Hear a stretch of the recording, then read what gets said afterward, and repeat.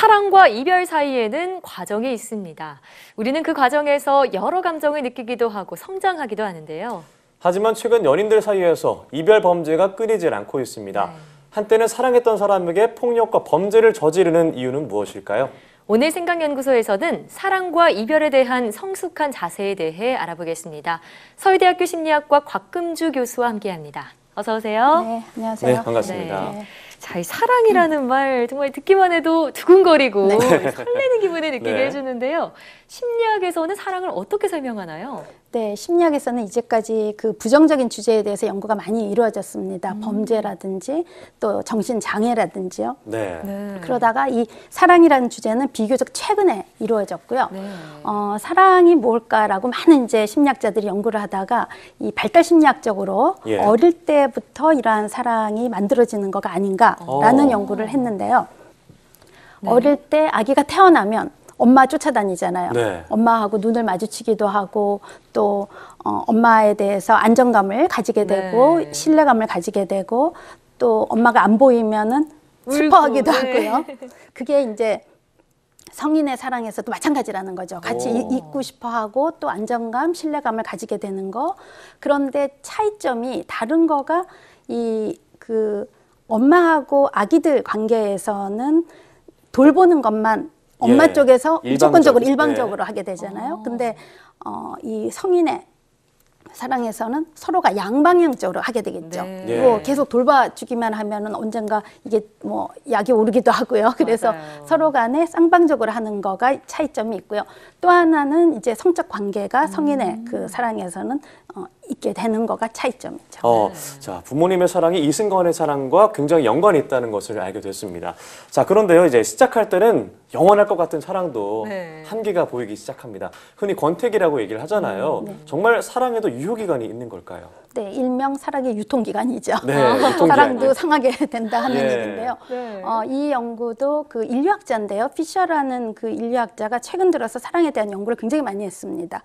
그중 한 가지가 사랑하는 사람들의 연인들의 뇌가 어떤 식으로 바뀌는지 그거를 촬영하면서 3단계로 나누어서 설명하고 있습니다. 그렇군요. 네, 그래서 첫 번째 단계에는 갈망 단계인데요. 이 단계는 오로지 호르몬, 남자, 여자 호르몬이죠. 에스트로겐이라든지 테스토스테론의 그 움직임으로 심쿵하는 거죠. 상대를 보면서 끌려가는 건데요. 그러다 보니까 아주 어린 아이들은 이러한 갈망 단계가 좀 없고요. 또 나이가 많은 사람들도 자주 심쿵을 못 하잖아요. 그래서 이 단계는 뭔가 이렇게 끌려가는 거, 이러한 단계에서 남녀가 끌리기 시작한다 하는 거고요. 다음 단계인데요? 이렇게 해서 두 번째 단계로 가게 되면은 세로토닌이라든지 도파민이라든지 이런 호르몬이 뇌에서 막 분비가 되기 시작합니다. 신경 전달 물질이죠. 이 기간이 아마 그 사랑에 눈이 멀어지는 그러한 콩깍지가 씌이는 거, 그 다음에 계속 그 사람에 대한 생각을 하게 되는 거죠. 앉으나 서나 그 사람 생각만 하게 되고요. 마치 이 그 시기를 마약한 것 같다. 약물 먹은 거하고 진짜 똑같은 상황이 벌어진대요. 그래서 굉장히 에너지가 생기고 세상이 다 달라지고 아주 감기도 안 걸립니다. 그리고 다운되지도 않고요. 그럼 마지막 단계에서는요? 네, 그래서 이 단계로 이때 이제 중요한 거가 유통기간이 여기에 이제 작용을 하는데 그 다음 단계로 넘어가야 되는데 보통 학자들은 3개월에서 12개월이라고 얘기하는데 3년 정도까지도 간다라는 얘기를 하는 학자들도 있고요. 또 이때가 권태기가 오게 되는 건데 이거는 사랑이 식은 게 아니고 열정이 식은 거거든요. 그 다음 단계로 가게 되면 안정된 단계로 가게 되는 거죠. 그렇군요. 그런데 사랑이 지나쳐서 막 집착하는 사람들도 있잖아요. 집착도 사랑이라고 볼 수 있을까요? 애착에 정신적으로 좀 문제가 일어나는 것, 이 부정적인 거가 바로 집착이라고 볼 수 있겠는데요. 에인스월스라는 심리학자가 그 애착 과정을 실험을 했습니다. 굉장히 재미난 실험인데 일단은 아기하고 엄마하고 낯선 상황에 오게 됩니다. 그때 아이가 어떤 식으로 행동하는지를 보고요. 이때 또 새로운 사람이 나타납니다. 이때 아이가 그 낯선 사람을 보고 어떤 식으로 반응하는지. 지금 새로운 사람이 나타난 거군요. 이제 엄마랑 같이 있는 경우고요. 사람이 나타났을 때 아이가 어떻게 반응하는지. 그리고 엄마가 나갑니다. 밖으로 나가게 됐을 때 아이가 어떤 식으로 엄마 따라가려고 하는지 울고 있는지 아니면은 엄마가 나가는 거에 대해서 무감각한지를 이제 그 반응을 보고요. 반응을 보고요. 그다음에 엄마가 다시 돌아왔습니다. 그럴 때 아이가 반기는지 아니면 모른 척 하는 건지 아니면 굉장히 짜증을 부리는 건지 이렇게 해서 엄마가 떠나갈 때 엄마가 다시 돌아왔을 때 어떤 식으로 반응하는지를 보면서 애착을 안정애착과 불안정애착 두 가지로 크게 나누는데요. 일단은 안정애착은 엄마가 갈 때 따라가려고 울고 있습니다. 그게 정상적인 거예요. 엄마가 좋으니까. 그렇죠. 그다음에 엄마가 돌아왔을 때 아주 반기는 경우가 안정애착이고요. 불안정애착이 두 가지가 있습니다. 그중 하나가 회피애착이고 또 하나가 저항애착인데요. 회피애착은 엄마가 가도 가는지 오는지 별로 반응이 없고요. 엄마가 돌아와도 별로 반응이 없습니다. 그 경우는 안정하지 않은 불안정애착이고요. 그 다음에 저항애착은 굉장히 엄마가 돌아왔을 때 엄마를 반기기도 하고 막 뿌리치면서 양가적인 감정. 불안해하는 거군요. 불안해하는 경우라고 볼 수 있겠죠. 예, 좀 결과를 보니까 어린이에 대한 사랑이 얼마나 중요한지를 알 수 있었습니다. 자, 이렇게 어렸을 때 애착의 유형이 커서는 어떻게 영향을 끼치나요? 네, 그 연구들이 이제 최근에 굉장히 많은 연구들이 이루어졌는데요. 그 중에 이제 한 연구가 이 애착이 안정애착일 경우는 안정된 성인 관계에서도 안정된 그러한 사랑 관계를 가지게 되는데요.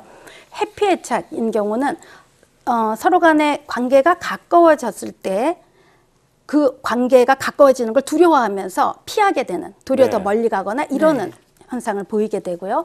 저항애착 같은 경우에는 굉장히 과도하게 집착을 하게 되는 겁니다. 그래서 과도하게 사랑 표현을 하게 되고요. 굉장히 떠나가는 거에 대해서 두려워하게 되고 이러한 상황이 나타난다라는 거죠.